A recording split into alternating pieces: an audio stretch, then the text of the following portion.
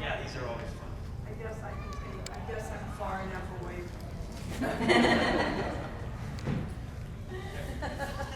Right. So, first I want to ask you both, how did you get involved in ET?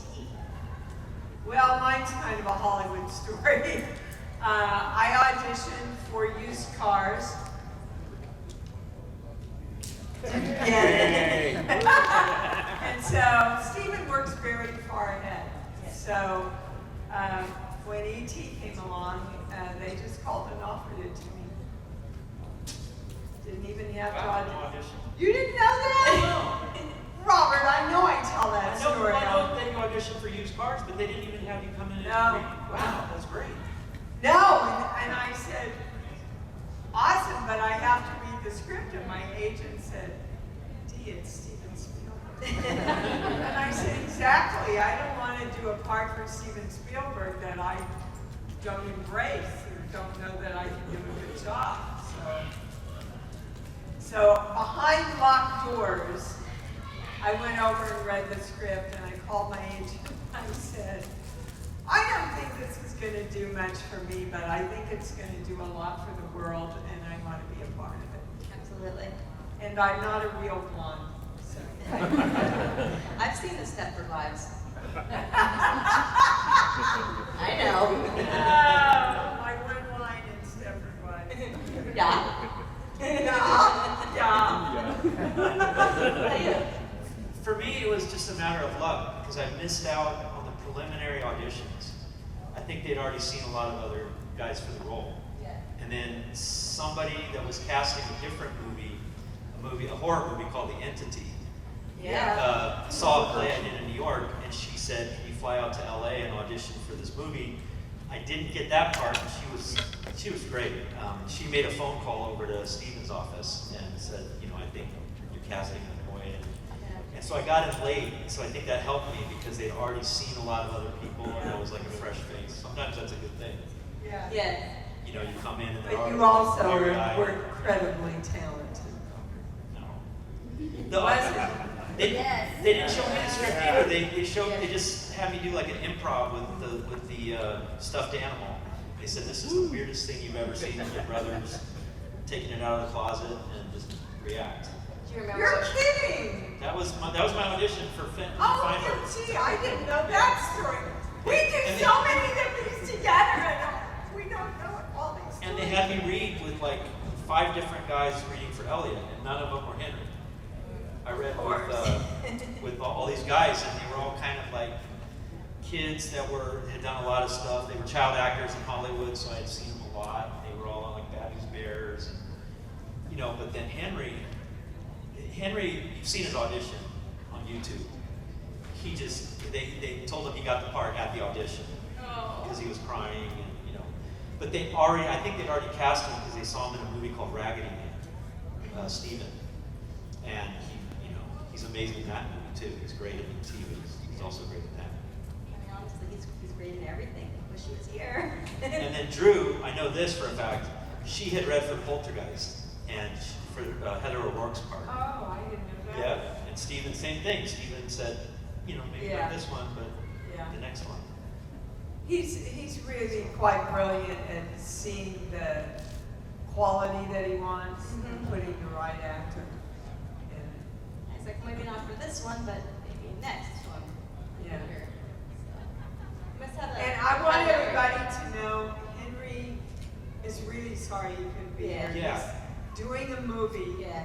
and it's in Canada, and if he left, they would have to quarantine him for 2 weeks and then shut the movie down. And the movie wasn't willing to do that. So. Right. I mean, as he should. No, absolutely, but it's not like he just shined. No. Yeah. I mean, it happens.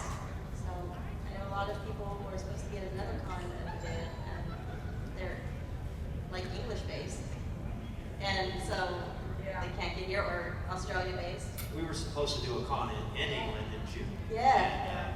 And Boris Johnson canceled, did the travel restrictions right before we were supposed to go over there. Yeah. I mean, It's a world of adaptation, isn't it? But we're happy to be here. Yeah.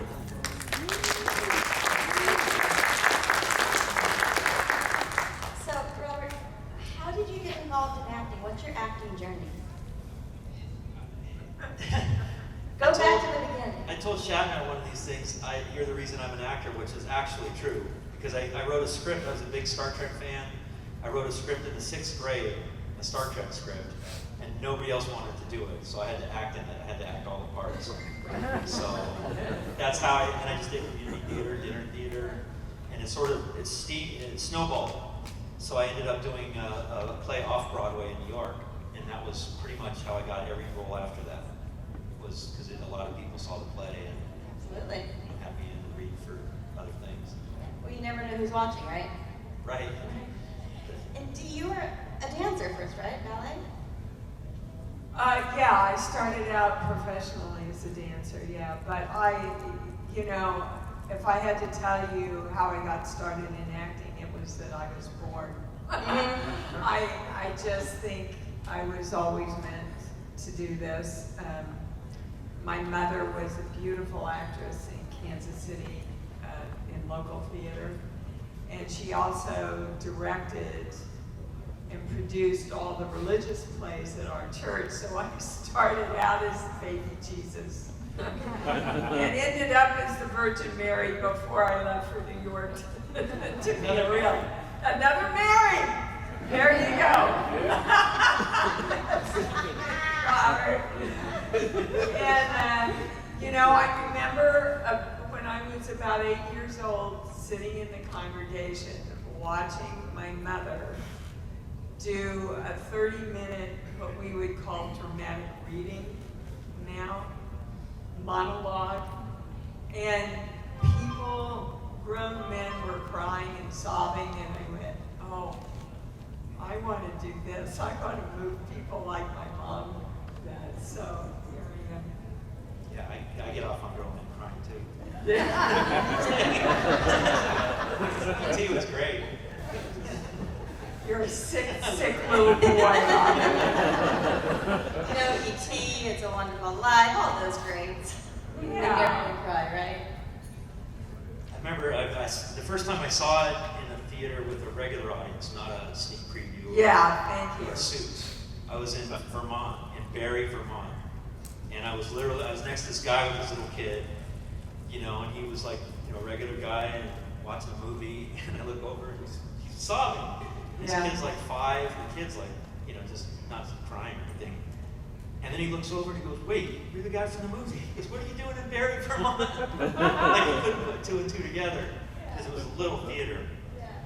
And, so I kind of stayed away from all the hoopla. Like we didn't go to the premiere. I didn't go to the, we didn't I have don't know a if it was premiere. an official Nope. We premiere. didn't have an official premiere. But I took a bunch of my acting students over to the Cinerama Dome the day it opened, because the only other time I'd seen it was with a bunch of what we call suits from Universal executives. And everybody's afraid to react in any way, because if their boss doesn't react in the same way, they're SOL. So I walked out of that screening going, oh, I think my career's over. It's a dud. And then I saw it with the people at Cinerama Dome, and it was an entirely different experience. It was amazing. The screening I went to, it was, I don't know at what point along the way, but it was New York critics. John Simon was there at the one I did. And so I remember being terrified of John Simon because he had a reputation. Yeah, he could make you or break you. And he was a film critic and a theater critic for the New York Magazine. And so I think Pauline Kael was probably there too, but I walked out of the theater and was terrified because these guys that could break you basically. Yeah. And weren't afraid to. So we thought. But I They were all believe soft. nothing can break this film. It's our Wizard of Oz. It's going to go on forever. Absolutely. I mean, I think the commercial from 2 years ago said that, the Xfinity commercial. My residuals say that. That too. People are still trying to do it. actual ET, because I don't like the CGI. The No, CGI was, They did. but that seemed like they, seemed natural, like the original ET. Yeah, absolutely. I mean, I'm anti-CGI. I don't know about everybody else here, but I always go for practical over CGI. Oh, me too. Yeah. They asked me to do Critters Attack Uh-huh. a couple of years ago, and my first question was, are you doing the real critters or are you doing CGI? Because if that was CGI, I wouldn't have done it. Absolutely. Can you imagine critters? Yeah. CGI critters? Can you imagine Cujo with No. CGI dogs? No. It's called Jumanji. Yeah. So guys, what was the most fun scene to shoot in ET? No. I have to think. There was a lot of fun scenes. Right. A lot of scenes where, when even scenes I'm not in, I had fun watching or being around. The Halloween scene was really fun. The outside when we're going, taking him trick-or-treating, and Dee's dressed up in that outfit. Yeah, that would be mine. Sure. But my favorite scene for me was the scene in the garage with Henry that we had. That was kind of like a more intimate scene where we're going through our dad's things. And that one was satisfying. Yeah. So that one, your favorite scene as well? Oh yeah, with the scream and him falling over. That was a lot of fun. Yeah. A lot of moving and parts. a lot of improv.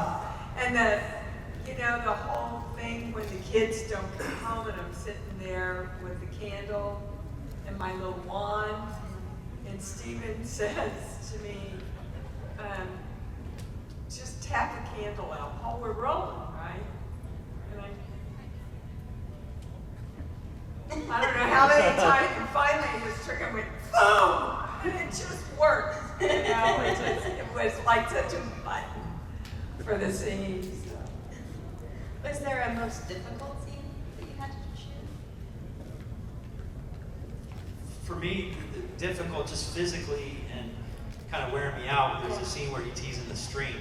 Yeah. And there's a bunch of animals in the scene, which it always is trouble because if there's more than one, one time there's like a raccoon and there's like a deer, I think, and there's like a bunch of animals. Again, no CGI, right? Right. So then I had to go down in the stream, and they had like 10 changes of clothes for me. So like every time I had to go down in the stream, and it was raining, and it was up at Crescent City in the Redwoods, and that was like the very close to the end of filming. And I was running down a hill, and every time I was just getting exhausted, going into the water, coming out, getting changed. Why they paid you the big bucks. Yeah. That's where I earned my that's where the scale really really earned the scale. Do you have Mine was waiting. That was the Waiting. hardest part for me doing ET. Well, you got to go to school. Yeah. Yeah. We were never just. I just sat in I needle pointed a pillow this big during ET. And I don't needle point, okay? It's really not fair to the adult actors in California specifically when they have kids and they have to juggle a schedule. So they're allowed to use the kids for 4 hours of work time.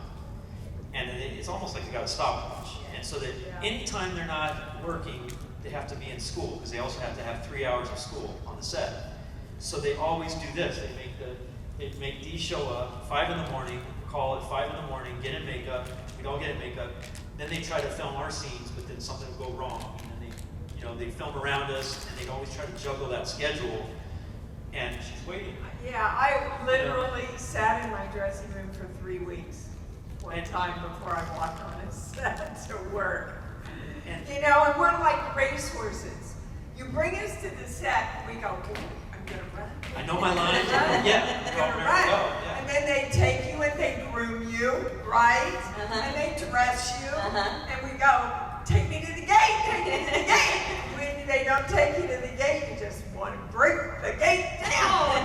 But it's hard to keep your energy at the level where you might be able to go on the set. Yeah. And then they hand you the script changes to relearn.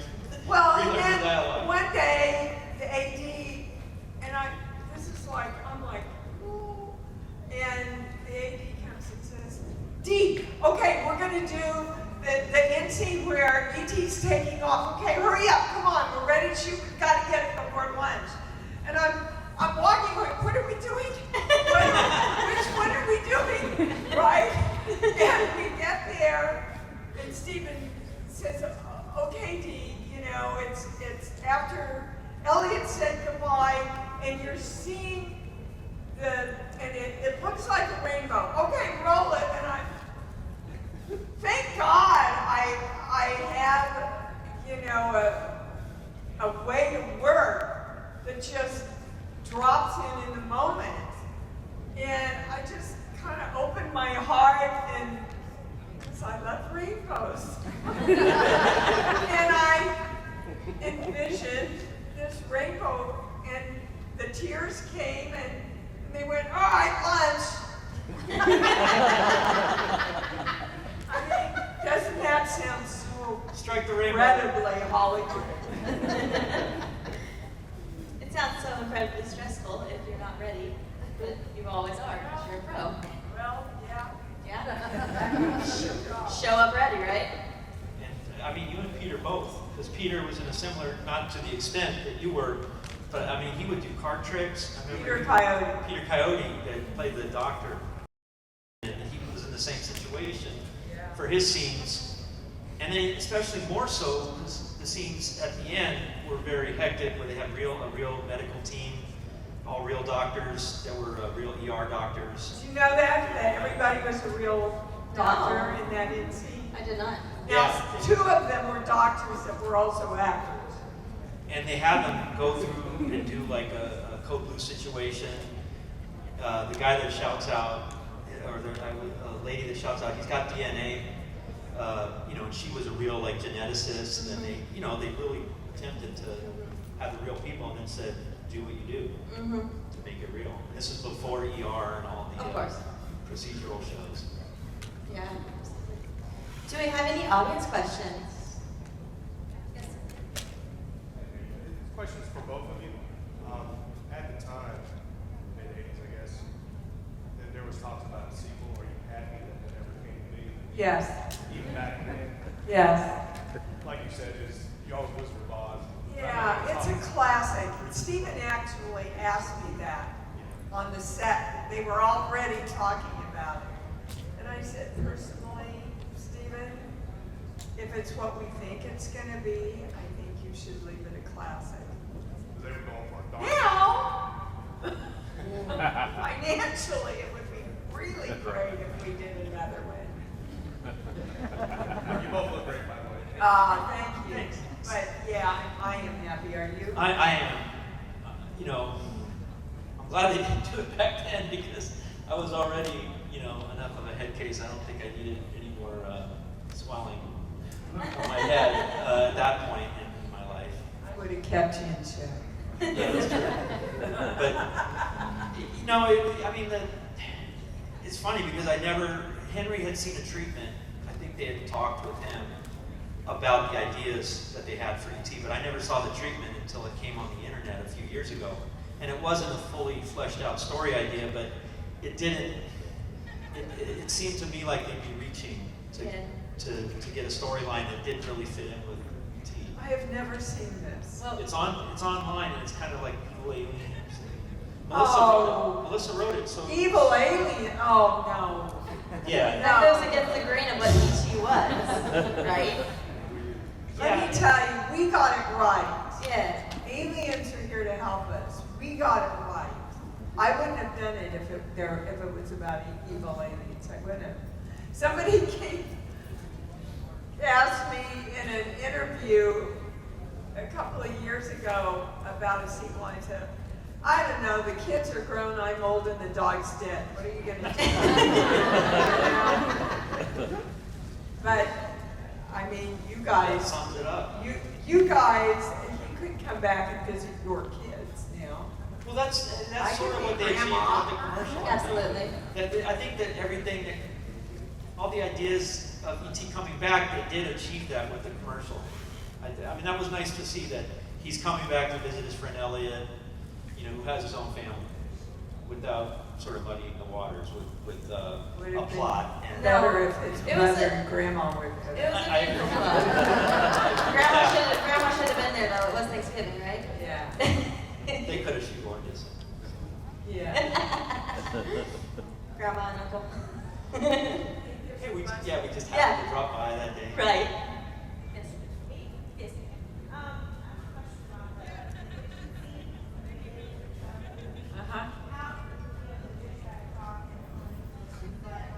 How much of that was script and how much of that was teenage boys altered or? There was a lot of improv Yeah. in there, but I'll let him address that because I was just showing my butt and they were doing everything to it. So. Well, they set up this D&D game, and it was specifically in the script. It was supposed to be Dungeons and Dragons that we're playing, and so I remember one of the auditions that we did was at a real Dungeons and Dragons game, and it was with some of the other actors that ended up in the movie and a couple that didn't. But it was at Harrison Ford's house because he lived with Melissa Matheson who wrote the script. So I mean, I was just excited to be at Harrison Ford's house. He comes out in a towel. It's like the guy from Raiders. He comes out of the shower in a towel and he's like grumpy. Never heard this story either. Yeah, he was filming. I think he was filming Blade Runner at the time, and so so he's like, probably, what are these kids doing in my house? Because it was his kids who are our same ages, Ben and Willard. Ben is my age, and Willard was Henry's age. So it was more, Ben wasn't playing, Willard was playing with his friends, and the kids that were reading for ET, so we had this D&D game. And so some of that ended up being incorporated into the script for the scene. And then when we were on the set, we were encouraged to sort of improv during the game. But a lot of the lines is just because Melissa had a really good ear for teenagers. Yeah. She was around teenagers. She was almost like another She teenager. had a good ear for life. Yeah. She really did. But she really, was really, and she would work with us too. She would listen to our ideas, and you could bounce stuff off of her, and she was very approachable, and she would incorporate our ideas into the script. Right there. Hello. Hi. Hi. So, forgive me if you get asked this a lot, but how do you feel nowadays when the movie is rebroadcast and they make that edit with the guns are no longer there and some cops have 2 radios in hand? It's like The way I look at it is it represents our world at different times. And it also represents Stephen at different times in his life. He had a lot of kids by then, and he felt responsible about what he was putting out to kids. So, for the purists, they have that one. I don't have a huge reaction to it like a lot of people do, because I think like it's the sign of the times and things change, I was happy when they took out the guns, not on an anti-gun stance or anything like that, but just it was kind of jarring that they had the guns in the first place with the shotgun. Like right when we take off, there's a guy cocking a shotgun, like, you're gonna shoot us out of the sky, or And so I had no problem with that, but did have a problem with the CGI stuff that they added and sort of stuff that they seemed like they were padding a movie that didn't need any padding. Yeah, like the bathroom scene. Yeah. And there was a scene that they didn't include with Harrison Ford in it that you can find on YouTube. There was a scene where Henry goes to the principal's office, and he has a scene with Harrison Ford plays the principal, Principal Harold Solo. See his little name later.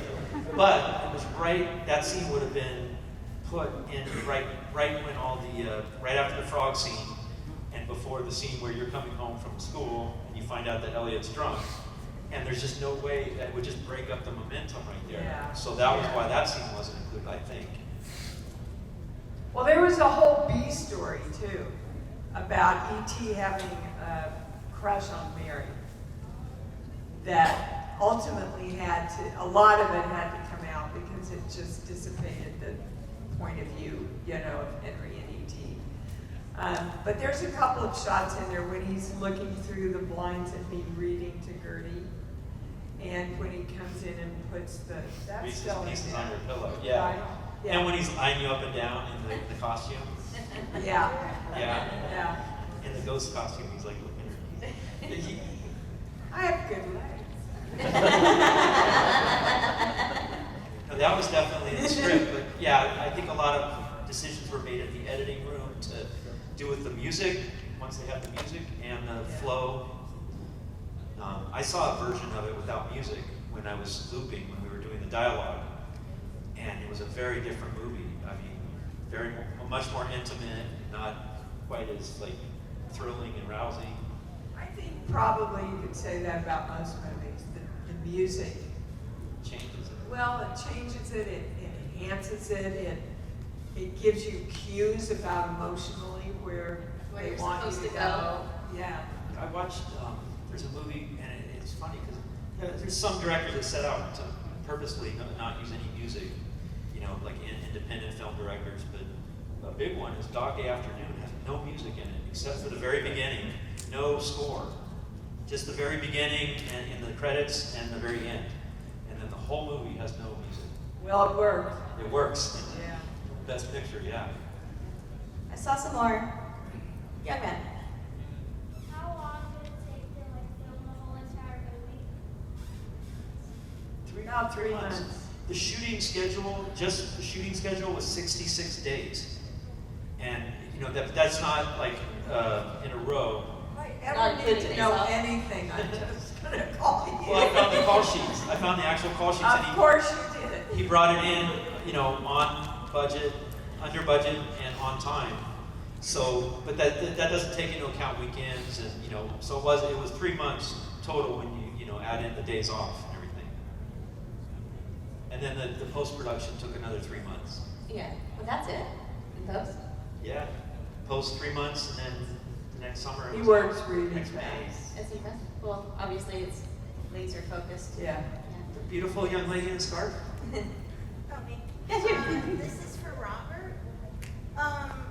Being that you were a child actor and knowing what you know now, would you let your kids act?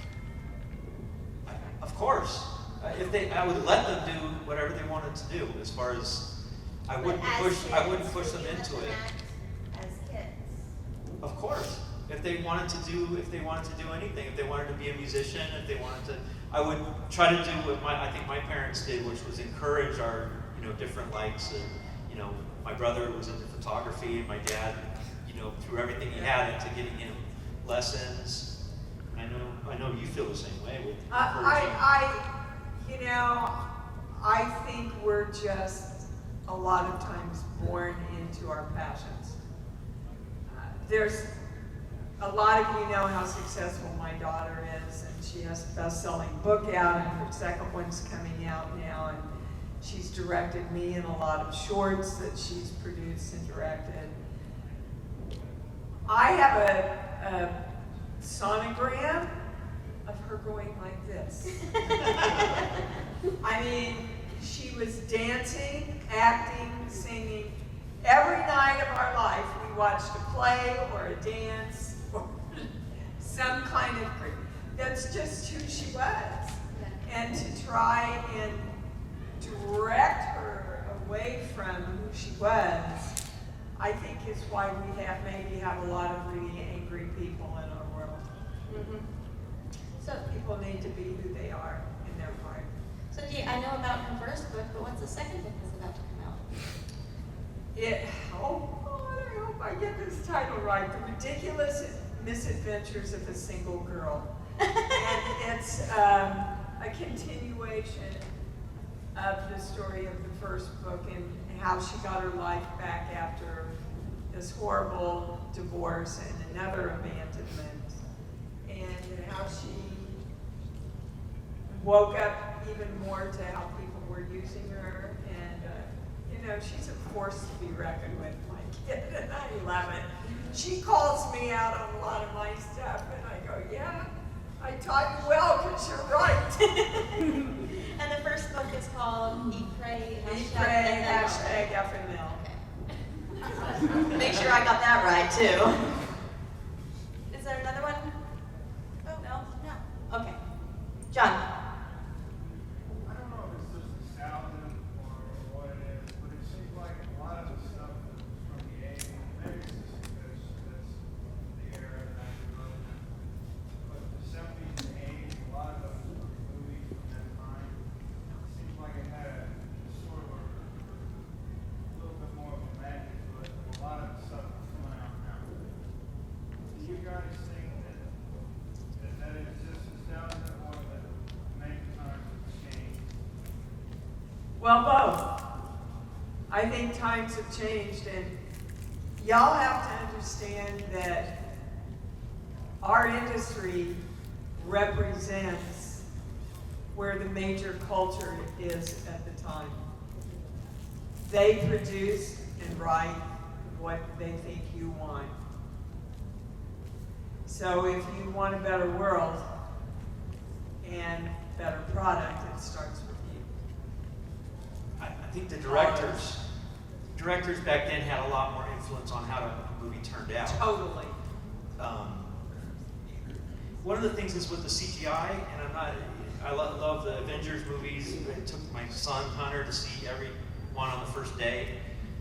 But it's like a lot of the movie is CGI that's being done by a CGI effects group that's also doing the other movies. So that part of the movie is actually not directed by the director. It's directed by that team of CGI artists. So you're seeing the same cookie cutter type thing because it's being used in the same type of movies. Big action battle scenes at the end. And the directors don't necessarily, I think, have the same amount of say over, the sequence. But, I mean, that's very true, Robert. Look at the state, and I'm not going to get political, but look at the state of our country. We had inklings of stuff like this in the 60s and the 70s and the 80s, but we could sit down and talk. We could communicate. And that says something about our souls, I think, which is being expressed today in television and film. Saw some more over here. Yes, sir. Yeah, this is actually just for both of y'all. The scene after Henry Elliott discovers E.T. in the yard, and next evening, family dinner, he's explaining it, and you're just kind of antagonizing him and all, until finally Elliott explodes, was basically calls you penis, right? And your reaction was like, you admonished him, but you were laughing at him. You're like, Elliott. That's perfect. Was that, first of all, was that scripted? Second of all, was that actual? We have differing rememberings about this. I wasn't expecting it. That was a real, and Stephen used to do this all the time. He would whisper to the kids, okay, say this. Or, he would keep us all off balance, which is the best way to work with kids, by the way. Because if they always continually just say the same thing over, it gets really rough. So that was a real, honest, motherly reaction. Now, yeah, he's got a whole different way of remembering. It's given a different direction, right? Well, I do remember I don't remember penis breath being specifically in the script, because I think I would have had a hard time with it, but I do remember Melissa had a real good, she had a lot of very vivid teenage, the douchebag talk, I remember that was in the script. A lot of the lines were real, stuff that teenagers would say. That specific line, I think it was a surprise, because your reaction, but you did it the same, you did it. It was a perfect reaction. And you did it, and you did it, again and again. So it wasn't just one take. I mean, it was, Well, if something works the first take, then you did it, yeah. Yeah. We did that scene a lot. That scene was done in coverage and then from a million different angles. And that's why if you notice the scene, if you watch the scene closely, you can see Drew's hamburger. It's growing and then it's shrinking. Another take, it's growing again. And it's on her fork. She's eating it off her fork. And so, yeah, I think that reaction, I love it every single time. And then the reaction after that, when he says, I can't, he's in Mexico with Sally. well, what Yeah, happened well. with that is, see, I didn't expect that. Because in the script, I wasn't supposed to get up and leave. No. And what happened when he said that is Mary, I felt all these tears coming up, and I thought, I don't want my kids to see me cry, so I got up and laughed. And Stephen comes over and goes, why did you get up and leave the table? And I explained to him what happened, and he looked at me. He called the crew on. He said, I need you to build a kitchen wall over here with a sink with running water. And then we went back and picked me up, leaving the table again, to go over to that sink, put my dishes in it so he could bring me into that big close-up where I say he hates Mexico. It's a beautiful And scene. it all happened just like that because Mary couldn't stay at the table because she didn't want her kids to see her cry. Yes, lovely. I know where penis breath came from. Uh-oh. Shortly before that, Melissa was in the supermarket, and there were some boys in like the aisle. You know, their mother was shopping. She didn't know them, but they were fighting, these brothers, and she heard one of them call the other brother penis breath, and she had never heard it. She thought it was great. That's where she got penis breath. She didn't have to live with it. She heard a boy say, Oh, come on, it's a classic moment from the film. yeah. Anyone else? Yes. So with this movie, you know, it's a historic part of history forever, you know. And then to have such a historical career that you've had, magnificent IMDb, different projects, TV shows, everything, if you look it up, it's amazing. What are some of your favorite projects that people might, this is for both of you obviously, that you, some of lesser known projects that are your favorites that people might not know? People might not know. Yeah, or your, Well, most of mine people might not know. A lot of theater work I did, I was really proud of, especially I did a production of Master Harold and the Boys that I thought, you know, I was happy with. But that's like a kind of evolving thing, you know. Sometimes you start out and you're not so happy with it. By the end of the run, you're happy with it. Yeah. Well, Cujo's my favorite film. I'm just really proud of my work. Yeah.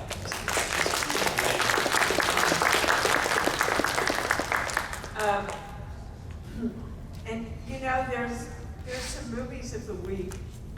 I was like the queen of the movies of the week in the 80s that I was really proud of.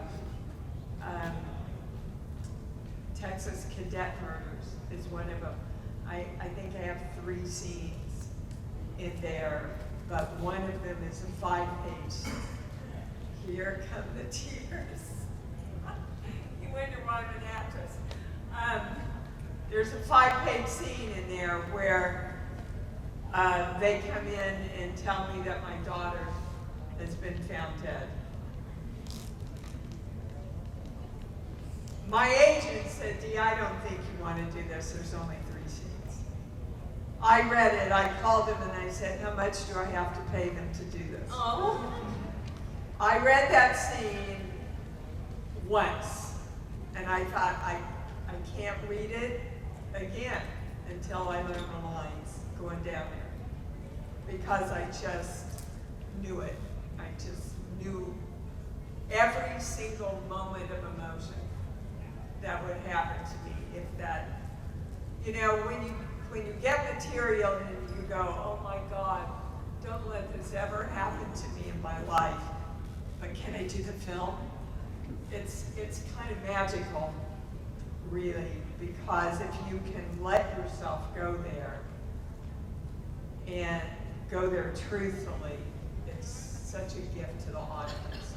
It heals people, it helps them laugh or cry or deal with things in their life that they don't have the strength to deal with by themselves, and they can do it with us. And that's when you get to do your craft. What? And that's when you really get to do your craft and go out and work. Is when you have Absolutely. the heart of the project. Absolutely. I mean, Cujo was never a war film for me. It was about a mother who would do anything to see her kid. Sure. Yes. I agree with you on Cujo, but I think another film a lot of people forget that you were in that's a little older is 10. Oh, yes. I think that you're so vulnerable, and I think the scene where you're talking into the mirror is so heartbreaking and so well done. Thank you so much for bringing up that movie. It was one of the grandest days of my youth.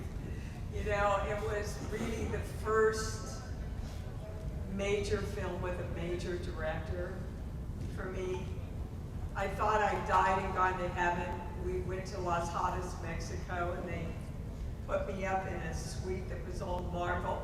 I called my mom and I said, our whole family could move in here, Mom. And Blake Edwards just took care of me like a daughter. He was so wonderful to me. And Dudley Moore, Dudley and I danced on many tabletops in Mexico, let me tell you. He was just awesome. Thank you for mentioning that. Thank you. Yeah, I want to talk about another movie of yours. I know this is an ET panel, but do we have any horror Christmas dance? Oh, yeah. Christmas horror, anyone? What about Red Christmas? Has anyone seen Red Christmas? I didn't like it. There you go. I want to know about that. Well, we had a ball. We That shot was it. Australian, right? We shot it in Australia. Somebody in my acting class knew the director, writer, and he got the script to me, and we hooked up over Zoom, and I loved him so much, and I said, yeah, I'll come down and do it. He gave me a producer credit. I wasn't a producer, but he said, Dee, you brought in so many ideas and everything for the film, and that he kindly did that for me. But I love that film. Somebody back there said I didn't like it. Really? That's okay. Can't please everybody. What did you like about it? It wasn't memorable, but usually I remember something about it, but I just remember watching it and it wasn't stuck with me. It wasn't memorable. I got one. One of my favorite roles you've done is The Frighteners. Oh, And yes. I was so jealous because it looked like we had so much fun. Oh. And it was like, you got to get out everything, and it was great. It was a I was great like art. rooting for you, and it was like, yeah, she nailed it. It was a great art to play. Starting out as this little victim and ending up as this crazy murderer. That was Peter Jackson. Grew with Peter Jackson, just a dear man. And Jake Busey and, oh my God, Jeffrey Combs. Yes. Is he brilliant? He should have been nominated for that. I for loved sure. your transformation in that, and how in the beginning you looked older, and then when you were full-blown crazy, you actually looked younger. That actually was my idea. Was it? Yeah. Pretty brilliant. Because You were full of life and yeah, well, because that's who she really was. Mhm. That's what excited her. And when we were in the hair and makeup discussions, see, this is the way my method works. I don't think any of these things out. But we're in that meeting, and they're talking about getting older, And I keep going, no, I can get there. No, I'm getting younger. No, I'm getting my mojo back. You know, that was all her telling me where to go, you know. So, yeah, it was a ball, and it was great to shoot in New Zealand. Unfortunately, my husband passed away during that movie, too. Yeah. But the movie was just awesome. It was a good final product, I gotta say. I know it must have been very difficult to shoot. I know that story. So it must have been really difficult, but it was a really good final Well, product. you know, guys, we all have our own stories, right? Yeah. We all have our own traumas. We all have stuff that's happened to us in childhood or adulthood. And it's what we do with it.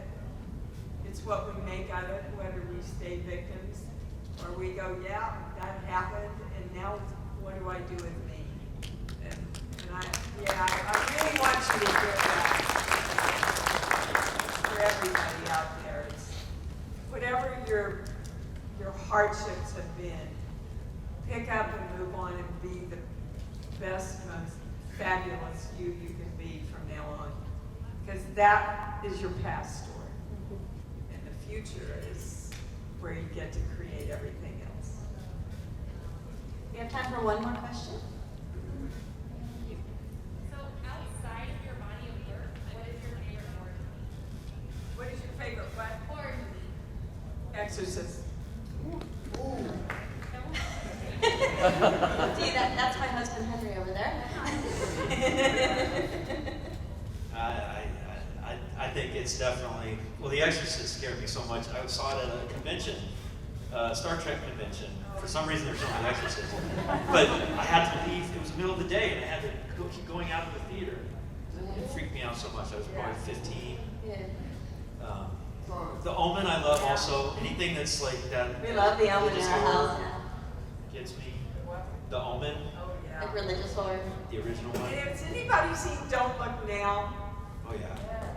Nicholas. Freaky! You never see anything, and it just is so freaky if you want That's the to. best kind. That's the best kind when your imagination has to do all the work. Yeah. Since this is a horror crowd and you're probably well versed in it, there was a movie I saw and I had a hard time finding it ever again. It was called The Other, not the Nicole Kidman movie. There was a movie about two little boys, and one of them, and I think Udo Hagen was in it, and the little boy I could think go I saw in that. the eyes of the crow and fly, and it freaked me out. Yeah. And I've had a hard time finding it ever since. I saw it on Really? TV in the 70s. Wow. We need to That find was a it. scary one. I need to find that one. Netflix. Netflix actually doesn't have the best selection Yes. A horror? of horror. I'm a big Tubi fan. You know, they have a horror queue, I'll tell you, a mile long, and my horror queue right now is about 300 movies. And yeah, Check it out there. Yeah, yeah, well, look. yeah. It's really obscure. It freaked me out. Well, I'm on a mission now. I'm on a mission. Steven did a horror TV movie that's very obscure also. I don't know the name of it, but it's like kind of a haunted house movie from the early Spielberg? 70s. Steven Spielberg directed. It was a TV horror movie, so it was sort of before Jaws, after Duel. I think before Sugarland Express too. And that one's kind of hard to find. Yeah. You know, he was a big fan of the horror genre because Poltergeist, a lot of his ideas are in Poltergeist. Yeah. And it was sort of, he would tell me about going to the theater in Phoenix when he was growing up. And he would sit in the balcony, it was like Creature of the Black Lagoon, or the early 50s horror movies. And he would dump like fake vomit. He'd pretend like he was throwing up and dump fake vomit on the people below. Oh, dear God. So he was a big horror fan. I think he got, you know, with Poltergeist, he really accomplished a lot of his horror Oh yeah. things. And Indiana Jones too. Yeah. I mean, I've been watching horror since I was 8 years old, and nothing has really scared me except there's one scene in Poltergeist that traumatized me, and no, it's not the clown. It's when the guy's ripping chunks of his face off and it's falling in the sink. Those are Stephen's hands. Really? Those are in that scene. Those are Stephen's hands. That is the He one wanted to sign do that's it. still, that's the one Yeah. scene that makes me nauseous He is still. a walking encyclopedia. Well, he told you. He was all excited. He told me, he goes, I got to peel this guy's face off, and he was all excited about it. You know, It's he definitely- was like a Stephen teenager. is very much a kid in a lot of ways.